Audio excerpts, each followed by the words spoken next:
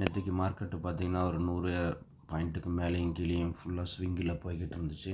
So இனிஷியலாக ஒரு 100 point இறங்கி திரும்பவும் கடைசியாக எண்ட் ஆகும்போது ஒரு 200 பாயிண்ட் அப்பில் எண்ட் ஆகிருக்கு.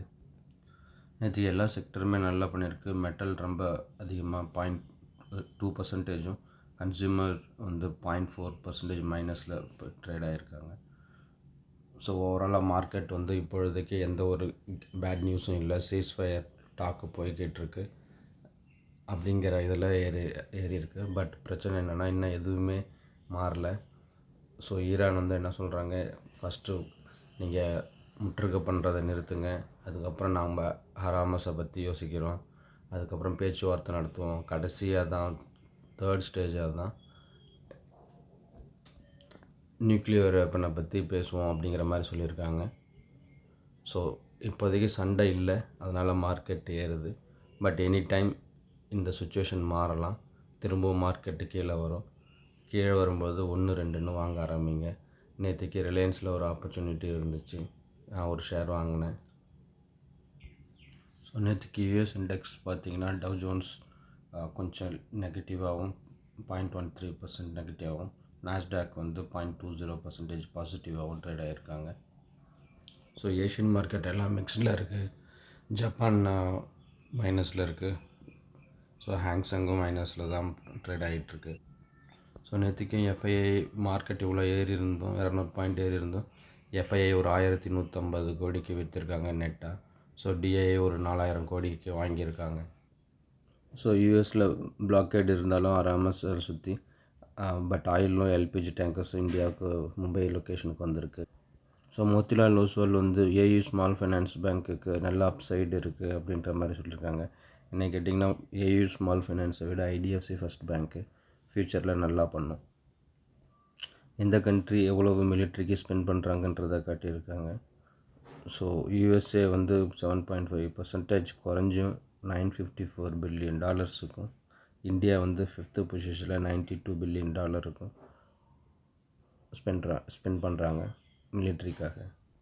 ஸோ என்டிடிவி ப்ராஃபிட்லேருந்து ஒரு நியூஸு, இன்றைக்கி கோல் India, Maruti Suzuki, eternal, CEAT இவங்களாம் இன்வெஸ்டர் அட்டென்ஷனை எடுப்பாங்க அப்படிங்கிற மாதிரி சொல்லியிருக்காங்க. ஸோ மெயினாக இதுக்கு இன்றைக்கி வந்து ஏர்னிங்ஸ் இந்த மாதிரி இதெல்லாம் வரும். நீங்கள் இந்த லிஸ்ட்டில் வந்து கோல் இண்டியாவை கன்சிடர் பண்ணலாம். சப்போஸ் நீங்கள் வந்து கொஞ்சம் ரிஸ்க் எடுக்கிற மாதிரி இருந்தாலும், ஒரு டிவிடெண்ட் வேணுங்கிற மாதிரி இருந்தாலும் கோல் இண்டியாவை கன்சிடர் பண்ணலாம். So SBI card result announce பண்ணியிருக்காங்க. 14% அவங்களுடைய ப்ராஃபிட் ரைஸ் ஆகிருக்கு. ஸோ 609 crores ரிப்போர்ட் பண்ணியிருக்காங்க. ஜிஎம் பிரிவரிஸு அவங்களுடைய நெட் ப்ராஃபிட்டு ஒரு 156 crores ஏறி இருக்குது. ஸோ ₹9 டிவிடெண்ட்டும் அனௌன்ஸ் பண்ணியிருக்காங்க. ஸோ May 1 இந்தியா, தமிழ்நாட்டில் நம்மளுடைய ஸ்டேட்லேயும் ஆல்கஹாலோடைய விலைகள்லாம் ஏறப்போகுது. ஸோ கிளப் மஹேந்திரா ஹாலிடேஸு அவங்களுடைய ரிசல்ட் வெளியே வந்திருக்கு. ஸோ ரெவென்யூ 2900 கோடியில் இருக்குது. பட் நெட் ப்ராஃபிட் வந்து சிக்னிஃபிகண்ட்டாக குறைஞ்சி 233 கோடி தான் காட்டியிருக்காங்க. ஸோ நேற்றுக்கு சன்ஃபார்மா ஒரு 6%க்கு மேலே ஏறி இருந்துச்சு. ஸோ மெயின் அதோடைய ரீசன் வந்து அவங்க ஒரு கம்பெனியை அக்வயர் பண்ணுறாங்க, US based company Organon and co. So நம்ம வெயிட் பண்ணிக்கிட்டு இருந்தோம் ஒரு அக்குமுலேட் பண்ணுறதுக்கு. பட் ஆல்ரெடி இது ரேலி ஆகிடுச்சு. We will wait again. So Reliance industry கொஞ்சம் கீழே இறங்குன்னு எதிர்பார்த்தோம். பட் நேற்றுக்கு 2% மேலே போயிடுச்சு. ஸோ கொஞ்சம் கீழே இறங்கினா வாங்கலாம்.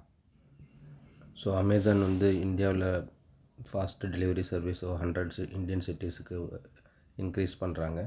ஸோ உங்கள்கிட்ட யூஎஸ் அக்கௌண்ட் இருந்துச்சுன்னா கண்டிப்பாக கொஞ்சமாக ஒரு $100-200 ரேஞ்சில் கொஞ்சமாக வாங்க ஆரம்பிங்க அமேசானை.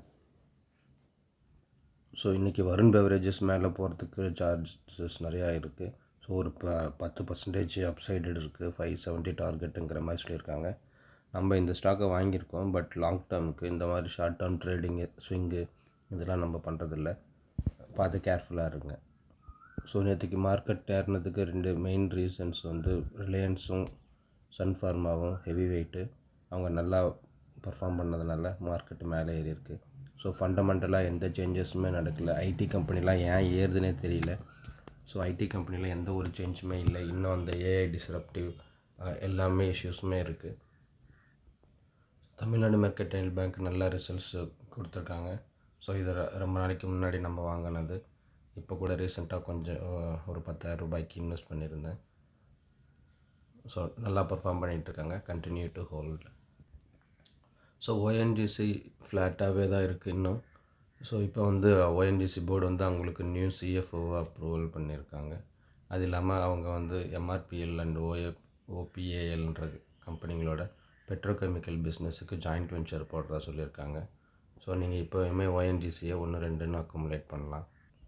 ஸோ வருண் பெவரேஜஸ் ரீசெண்டாக தான் நம்ம அக்குமுலேட் பண்ண ஆரம்பித்தோம். அரௌண்டு 410 430 அந்த ரேஞ்சில்.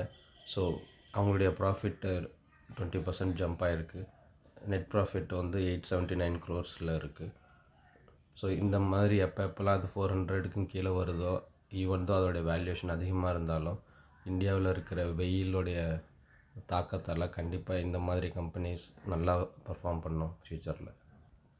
ஸோ டிசிஎஸ் வந்து அதிகமாக ஓவர் சோல்டு ஆகிடுச்சு, அதனால் நேற்றுக்கு ஏறி இருக்குன்ற மாதிரி நியூஸ் சொல்லியிருக்காங்க. அதோடைய வேல்யூவேஷன் வந்து ரொம்ப அட்ராக்டிவாக 16.4 இருக்குன்றாங்க. என்னை கேட்டால் அது இன்னுமே கீழே இறங்கி 2000க்கு கீழே வரத்துக்கு நிறையா வாய்ப்பு இருக்குது. ஸோ லாஸ்ட் 1 வீக்காகவே அதானி அண்ட் டாட்டா பவர் நியூஸில் வர்றதை பார்த்துக்கிட்டு இருக்கோம். ஸோ மெயினாக பிரச்சனை என்னென்னா, இந்தியாவில் ஹீட் வேவ்ஸ் நிறையா இருக்குது. வெயிலோட தாக்கம் ரொம்ப அதிகமாக இருக்கிறதுனால பவர் சப்ளை அதிகமாக தேவைப்படுது. ஸோ பவர் டிமாண்ட் ரொம்ப அதிகமாக இருக்குது இந்தியாவில். ஸோ அதனால் power companies Adani, Tata Power, even என்டிபிசியுமே நல்லா பண்ணிக்கிட்டு இருக்காங்க. ஸோ ஐடிஎஃப்சியோடைய ஷேர் ஏறி இருக்குது. அவங்களுடைய ப்ராஃபிட் வந்து 319 crores ரிப்போர்ட் பண்ணியிருக்காங்க. ஸோ அந்த 590 crores ஸ்கேமுக்கு அப்புறமும் ஃப்ராடுக்கு அப்புறமும் இவங்க நல்லா பண்ணியிருக்கிறதா சொல்லியிருக்காங்க. ஸோ குளோபல் ப்ரோக்கரேஜ் நிறுவனம் வந்து ஜெஃப்ரி வந்து இவங்களுக்கு பைக்கால் கொடுக்குறாங்க. ஸோ நொம்ராவும் பைக்கால் கொடுக்குறாங்க. 82-85 வரைக்கும் மேலே போகிறதுக்கான சான்சஸ் இருக்குதுன்னு சொல்லியிருக்காங்க. நம்ம இந்த டார்கெட் எல்லாம் நம்பி போக வேண்டாம். ஸோ எப்போ இது பிலோ 60 இல்லாட்டினா 60 to 65 ரேஞ்சில் வருதோ அப்போ நீங்கள் கொஞ்சம் கொஞ்சமாக வாங்க ஆரம்பிக்கலாம்.